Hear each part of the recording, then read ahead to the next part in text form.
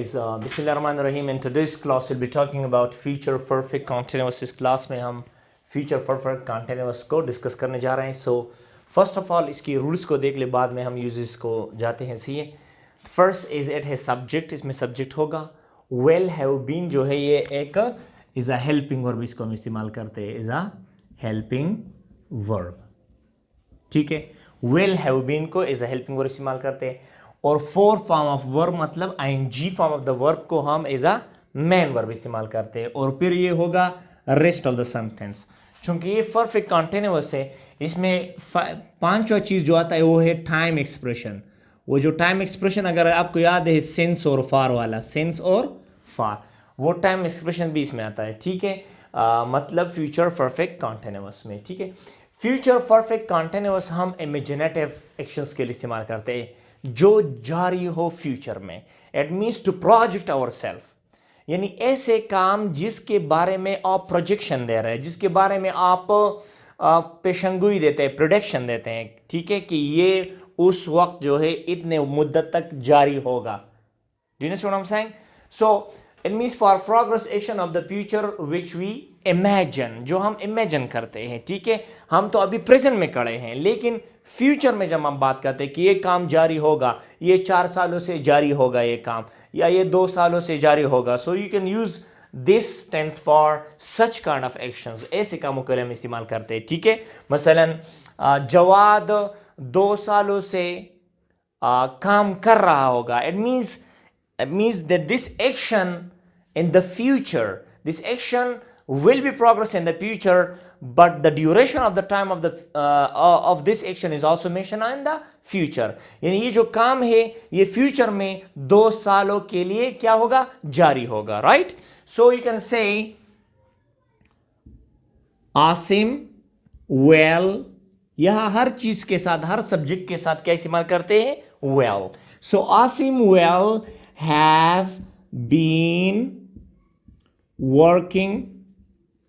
Asim will have been working for 2 years. ठीक है, Asim will have been working for 2 years. ये जो for 2 years है इसको हम क्या कहते हैं, टाइम एक्सप्रेशन. सही है. सो इसका मतलब कि जो आसिम है ये 2 सालों के लिए फ्यूचर में क्या कर रहा होगा, वो फ्यूचर में काम कर रहा होगा. So Asim will have been working for 2 years in the future. ठीक है, सो इट मीन्स वो फ्यूचर में ये काम जो है जारी रख रहा होगा, मतलब ये काम कर रहा होगा 2 सालों के लिए. ठीक है, सो इट इज जस्ट, आप यहाँ पर प्रोडिक्शन दे रहा, हम तो फ्यूचर को नहीं जा सकते. ठीक है, ना पास को जा सकते. यहाँ पर सिर्फ इमेजिनेशन करते हैं, इमेजिन करते हैं, सपोजिशन देते हैं, प्रोडिक्शन देते हैं, अपने आप को प्रोजेक्ट करते हैं कि ये काम उस वक्त जारी होगा. सही. सो एक तो ये है. जो दूसरा इस्तेमाल है वो है for progress action of the future while emphasizing the duration of the time before another activity और टाइम. इसका क्या मतलब है कि ऐसे एक्शंस जो फ्यूचर में जारी होंगे किसी दूसरे एक्शन से पहले, किसी खास वक्त तक. ठीक है, मसलन जब असलम इधर आएगा, जब असलम इधर आएगा तो हम 2 घंटों से क्लास ले रहे होंगे. सो दिस मीन्स कि जो एक्शन है ये 2 घंटों से चल रहा होगा उस वक्त, जो दूसरा एक्टिविटी मतलब उसके बाद वो दूसरा जब एक्टिविटी होता है. सही है. सो इट मीन्स हम ऐसे कामों के लिए इस्तेमाल करते हैं future tense, future perfect continuous tense, जो जारी हो फ्यूचर में किसी दूसरी एक्टिविटी से पहले या किसी दूसरे टाइम से पहले. यहां पर मैंने लिखा है, देख ले, बिफोर अनदर एक्टिविटी और टाइम. मसलन ये जो पहले जो दूसरी एक्टिविटी होती है उसके साथ हम फिर प्रेजेंट सिंपल टेंस इस्तेमाल करते हैं. याद रखें, मसलन when Aslam comes here, when Aslam comes here, we will have been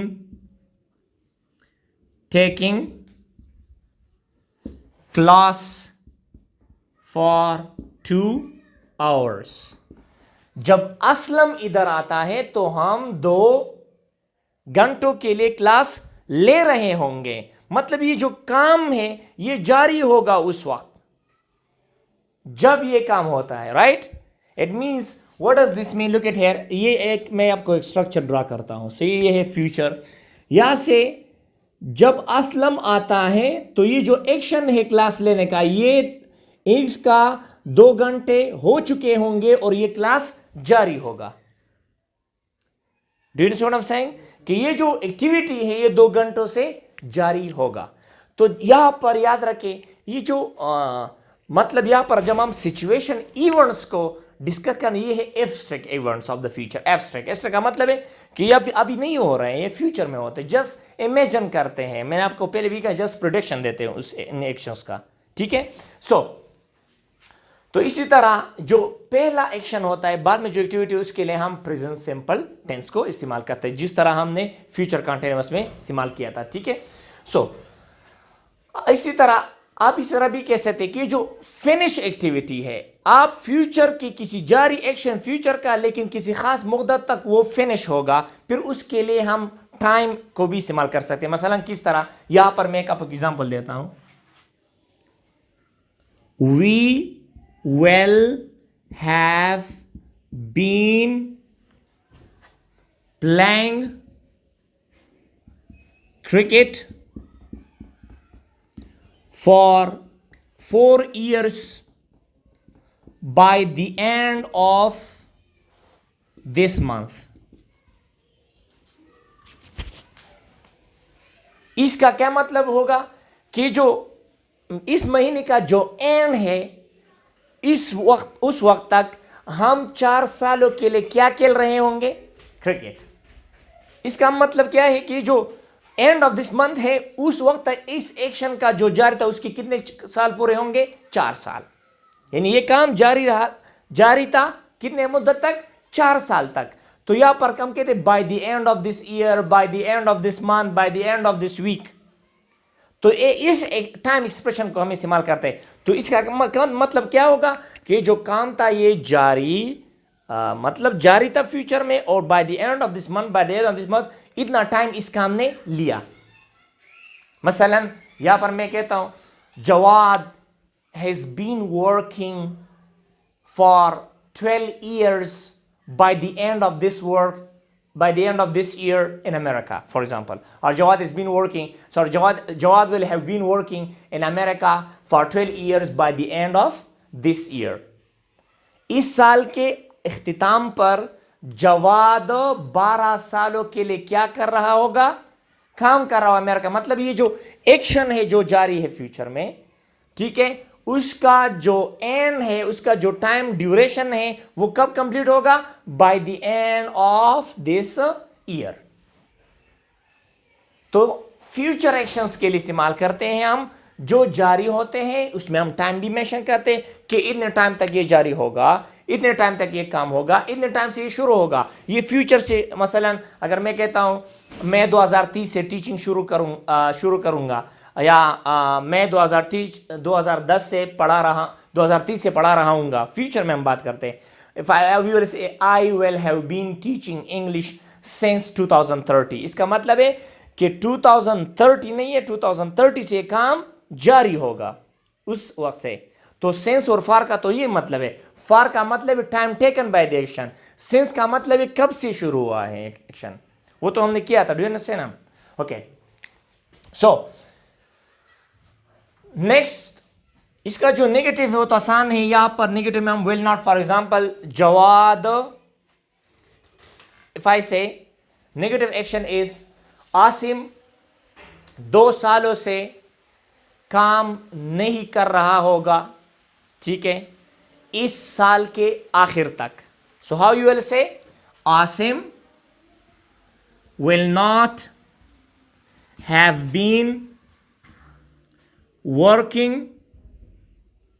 Asim will not have been working for 2 years by the end of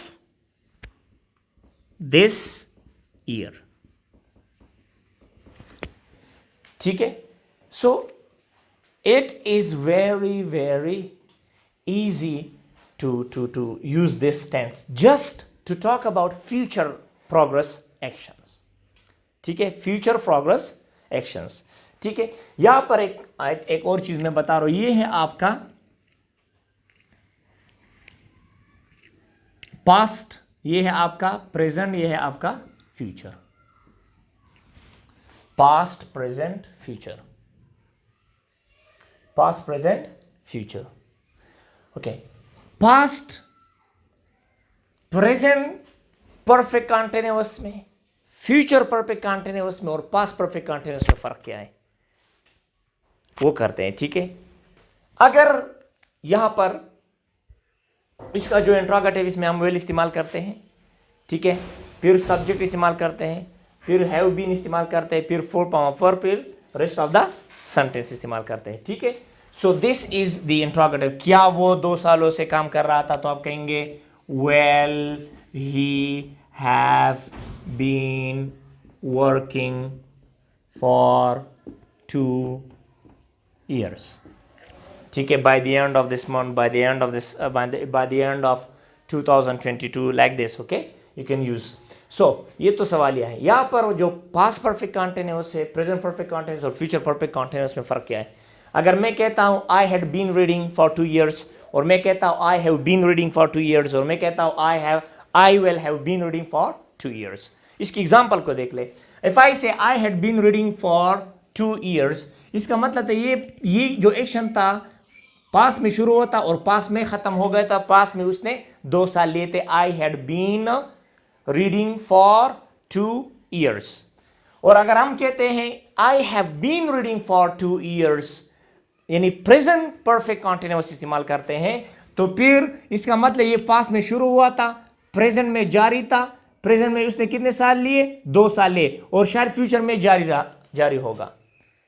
लेकिन अगर हम इस तरह कहते हैं कि I will have been reading for 2 years by the end of this month, by 2022, इसका मतलब है ये जो काम है ये फ्यूचर में यानी अभी शुरू हुआ था और फ्यूचर में जारी होगा किसी खास मुद्दत तक, और ये कितना टाइम लेगा, 2 years. Do you understand what I'm saying?